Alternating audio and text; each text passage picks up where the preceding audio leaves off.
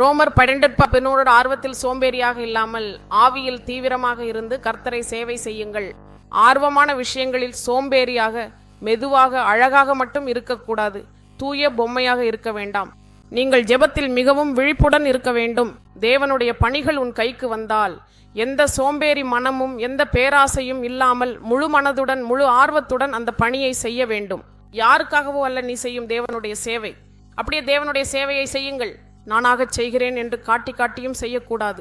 மகத்தான தேவன் தேர்ந்தெடுத்துள்ளார். அவர் நம்பிக்கைக்குரியவர். எத்தனை ஆசீர்வதித்துள்ளார், எவ்வளவு பாதுகாப்புகளை உனக்கு வழங்கியுள்ளார் என்பதை சற்று சிந்தித்து பாருங்கள்.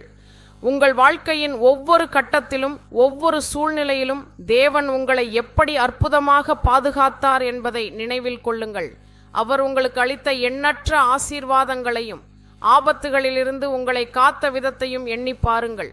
இவ்வளவு பெரிய கிருபையையும் பாதுகாப்பையும் பெற்ற நீங்கள் இப்போது தேவனுடைய சேவை செய்ய மாட்டாயா?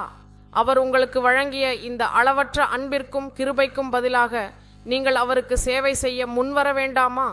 கிருபை தரும் ஆண்டவரே, உமது அளவற்ற அன்பையும் பாதுகாப்பையும் நாங்கள் உணர்கிறோம். உமது நாமத்திற்காக நாங்கள் பலிக்கவில்லையா? உமது சேவைக்காக எங்களை முழுமையாக அர்ப்பணிக்க வேண்டாமா?